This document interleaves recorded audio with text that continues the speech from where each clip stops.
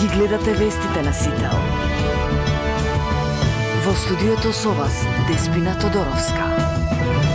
Добар ден и ви благодарам за вниманието. Сообраќаен метеж во утринските часови и повремени забрани за тешки товарни возила донесе снегот кој утрово ја зафати цела држава. Надлежните институции информираат дека на терен се сите екипи за навремено расчистување на улиците. Апелираат граѓаните да бидат крајно внимателни во текот на целиот ден, особено оние кои патуваат. Состојбата моментално е стабилна, сите правци се проодни, сите екипи се излезени на терен, постојано откако започна интензивно врнење на снегот. Располагаме со целата механизација, сите вработени, не дозволуваме да не изненади. Да, се одвива со потешкоти, се одвива со сообраќај, меѓутоа апелирам уште еднаш до сите учесници во сообраќајот да се придржуваат во према условите на патот. Критични точки се претежно превоите кои што ги имаме. Плетва, Рѓавато, Буково, тука да се вози крајно внимателно. Поради снег и мраз, зимските служби се ангажирани на целата територија на државата. Во Скопје се врши интензивно чистење и посолување на улиците.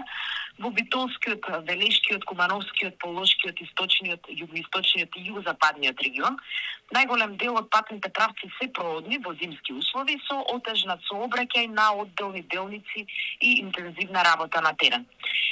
Има непроодни или делумно непроодни патишта кај селото Раштани Велешко и селото Герман Ранковце.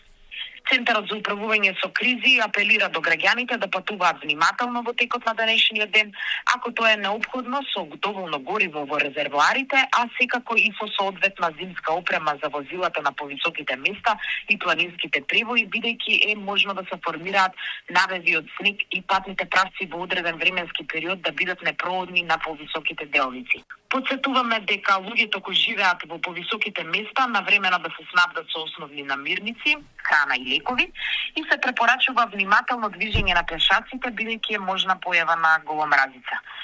Во случај на опасност или потреба, граѓаните да се јават на бесплатниот телефонски број за ИТ повици 112 во Центарот за управување со кризи. Градоначалникот Торце Ѓоргиевски информира дека од раните утрински часови екипите на град Скопје се постојано на терен и интензивно работат на расчистување на снегот од улиците и од булеварите што се под надлежност на градот. Снегот не е изненадување во зима, подготвеноста е наша обврска. Со цел на времена и ефикасна реакција, кризниот штаб е активиран 24 часа дневно, со континуирано следење и детектирање на сите клучни и кризни точки. Безбедноста на граѓаните е наш приоритет, пишува Ѓоргиевски на Фејсбук. Ѓоргиевски упатува и апел до сите учесници во сообраќајот да возат внимателно и да ги почитуваат сообраќајните правила и да ги приспособат брзината и начинот на возење на зимските услови. Со одговорност на време на акција и заедничка грижа, Скопје се движи безбедно и во зима, пишува Ѓоргиевски на Фејсбук утрово. Цела Македонија во колапс, ВМРО ги изненади снегот во јануари, реагираат од опозицијската СДСМ. Криминалната ВМРО ги изненади снегот во јануари, институциите не функционираат, патиштата и улиците не се исчистени. Фотографиите од колапсот во Скопје и во Македонија покажуваат дека сообраќајот е небезбеден. Граѓаните се оставени сами на себе, ама градоначалниците и функционерите од ВМРО тријат раце. Тендерите за чистење снег се едни од омилените на ВМРО. Снежните наноси по патиштата се идила за градоначалниците од тендер коалицијата ВМРО Знам, кои уште денес ќе фактурираат илјадници тони сол, стои во соопштението ова утро испратено од опозицијската СДСМ.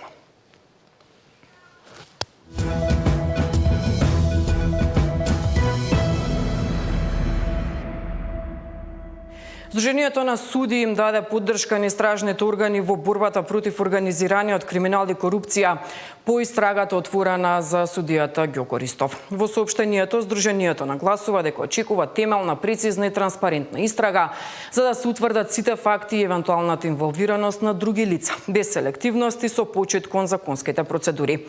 Во случај на докажана корупција, Сдруженијето јасно се оградува од секој корумпиран судија или носител на судската функција кој го нарушува интегритет интегритетот на судскиот систем, но истакнуваат и дека таквите појави не треба да се поврзуваат со огромното мнозинство судии кои честно ја извршуваат функцијата. Стои во соопштението од Сдруженијето на суди. Судијата Ѓоко Ристов од вчера е во домашен притвор и без пасош, откако судскиот совет му го одзема имунитетот, а кривичен ги прифати барањата на обвинителството за гонење на организиран криминал и корупција за мерки на предпазливост. Откако истражните органи пронајдоа 350.000 евра содзидани во зид во куќата на неговите родители, Ристов се товари за противзаконско стекнување и прикривање имот, како и перење пари. Вчера неговиот адвокат излезе со тврдење дека парите не биле на Ристов, туку на неговите родители и најави жалба за изречените мерки. Во моментов на оваа тема има и брифинг во јавното обвинителство за организиран криминал и корупција, а деталите ги пренесуваме и во вестите во 16 часот.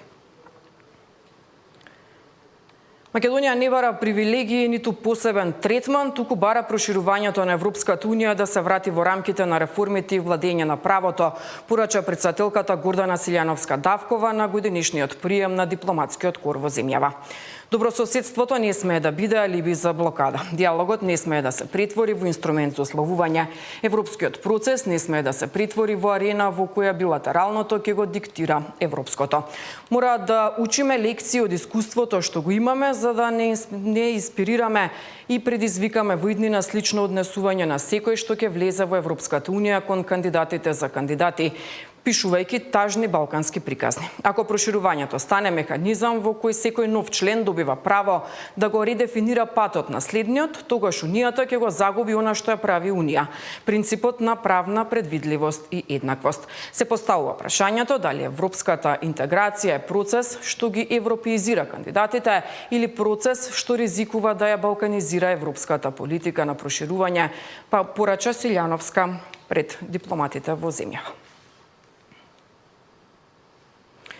Во рамки на Светскиот економски форум во Давос, премиерот Христијан Мицкоски оствари средба со секретарот за енергетика на САД Крис Рајт и високи представници на светски реномирани компании, на кои им ги представи можностите за инвестирање во Македонија со фокус на енергетиката.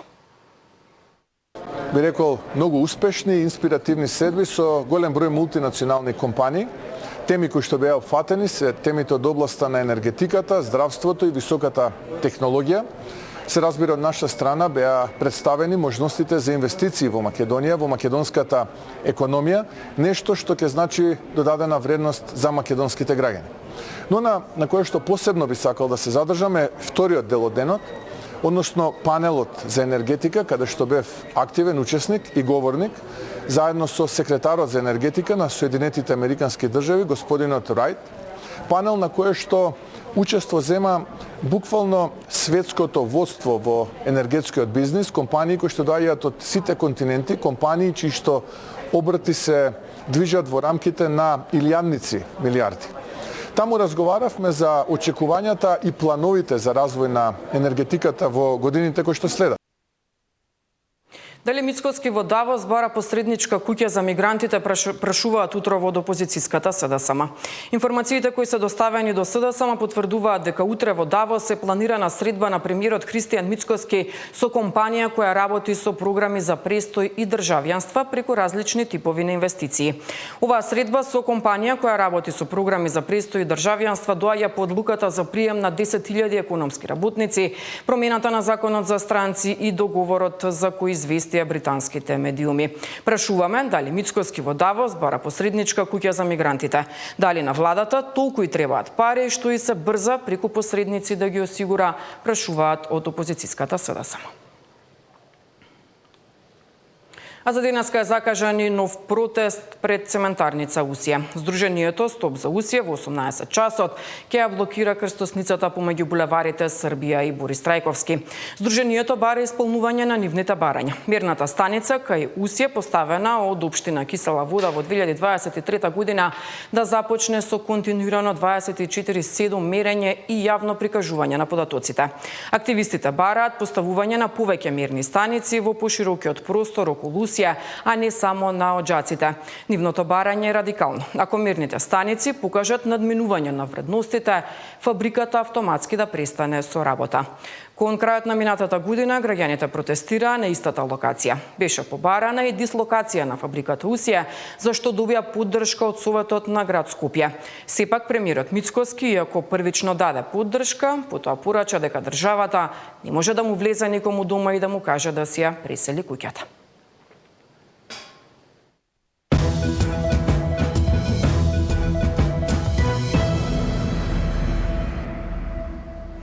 И годинава во штипските училишта второто полугодие стартуваше со помал број на ученици поради иселување од државата. Трајан Ристовски со деталите. Продолжува трендот на одлевање на учениците од школските клупи во штипските основни и средни училишта. На почетокот на второто полугодие околу 50 на основци и средношколци се испишале од настава, но за разлика од претходните години, има и ученици кои се запишале, иако нивниот број е минимален. Имаме известно намалување на бројот на ученици и во основните и во средните училишта, меѓутоа треба да се нагласи и тоа дека има и ученици кои што се запишале во училиштата, односно новодојдени ученици. Сега во рамките на основното образование треба да кажеме дека на почетокот на учебната 2025-2026 година се запишаа вкупно 3618 ученици, меѓутоа тој број за 50 на ученика се намали, но имаме и 5 ново запишани ученици, со тоа што од тие 5 ново запишани 4 доаѓаат од странство. Учениците кои учеле во странство пред да го продолжат своето образование во Македонија се тестираат со цел да се утврди нивното знаење и да се одреди во кое одделение ќе продолжат. Често пати се случува тие деца да се веќе биле запишани во нашето образование, потоа одат со родителите во странство и за година или две повторно се враќаат, така што нема некои поголеми промени. Јазикот добро го владеат, не е проблем околу тоа и продолжуваат со наставата нормално. Во средното образование ситуацијата е малку подобра, бидејќи бројот на отпишани ученици е помал. Вкупниот број на отпишани е 14 на ниво на општина, така што бројот на ученици кои ќе го започнат образованието во средните училишта изнесува 1853 ученици. Локалната самоуправа и училиштата внимателно ги следат бројките на заболени од грип и апелираат учениците кај кои ќе се појават симптоми да останат дома. За Сител, Трајан Ристовски. Штетата од шумските пожари од минатата година е процената на близу 50 милиони евра. Од македонски шуми оценуваат дека штетите кои ги оставаат пожарите се сериозни и долгорочни. Околу 200 шумски пожари и штета проценета на близу 50 милиони евра е билансот од пожарите минатата година. Иако материјалната штета е речиси преполовена во споредба со 2024, од македонски шуми оценуваа дека последиците и понатаму се сериозни и долгорочни. Во 24-та, која се смета за една од најтешките, пожарите зафатија над 630.000 кубни метри дрвна маса, а штетата беше проценета на околу 83 милиони евра. Намалувањето на штетите лани, според надлежните, се должи на подобрената подготвеност, побрзите интервенции и поволните временски услови. 25-та во однос на 24-та смеа преполовиле во однос на штетата, иако во однос на бројката. Шумските пожари се повторно тука некаде. Значи 24-та беа 250, да кажеме 300, сега се над 200, меѓутоа штетата е без малку пола. Тоа се должи и на тоа што оваа година бевме релативно подготвени. Значи тука беа новите возила кои што беа пренаменети, значи добро знае целата македонска јавност, владата пренамени одредени возила кои што порано се користеле во армијата на Република Македонија и стоеле или неупотребени, тие возила се пренаменија и истите ги користевме за справувањето со отворените пожари, пред се со шумските пожари. Лани најголем дел од пожарите започнале како пожари на отворено, на земјоделски површини и пасишта, пошто се прошириле кон шумските подрачи. Освен штетата врз шумскиот фонд, значајни последици се евидентирани и врз екосистемот и биодиверзитетот. За самиот екосистем штетата е голема, затоа што со тие пожари буквално беше десеткувано сео на кое што го имаше тамо и во однос на животинскиот свет, и во однос на микроорганизмите, и во однос на сео на кое што природата го создавала со години. Сега, кога зборам јас за штетите од пожарите, тогаш зборам за целокупната штета која што што се прави на тој екосистем. Значи, настрана од она кое што ние може да го кажеме дека настанала штета на шумскиот фонд кој што го имало таму. Од Македонски шуми посочуваат дека и покрај намалувањето на материјалната штета, превенцијата останува клучен предизвик, имајќи во предвид дека најголем дел од пожарите се предизвикани од човечки фактор. Во таа насока се и плановите за обнова, поради што производството на садници е значително зголемено и изнесува над 2,5 милиони садници, веќе подготвени за пошумување. Зоран Ѓорѓиев за Сител телевизија.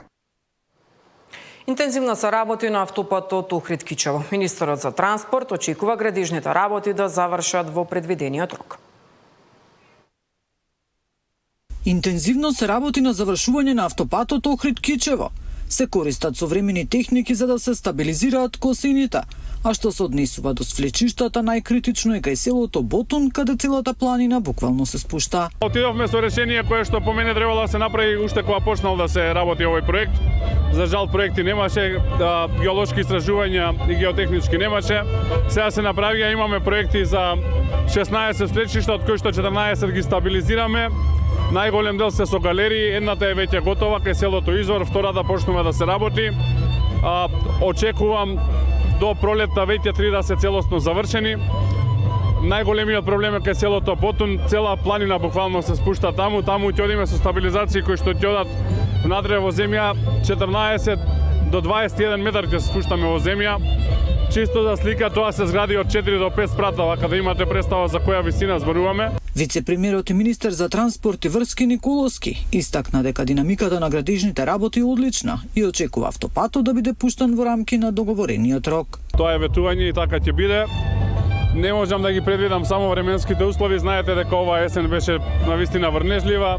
Дали ќе завршиме во декември или ќе завршиме во март, тоа е опсегот заради временските услови, е прашање на Господ и на време, но ветувањето кое што го дадовме ќе го реализираме. На автопатот Охрид-Кичево се изведува сложен инженерски и градежен зафат за стабилизација на косините и земјиштето, се со цел трасата да биде безбедна за користење во наредните децени. Инаку по години застој, автопатот набрзо се очекува да донесе побрз транспорт и регионален развој. Нина Аритоновска, Сител телевизија.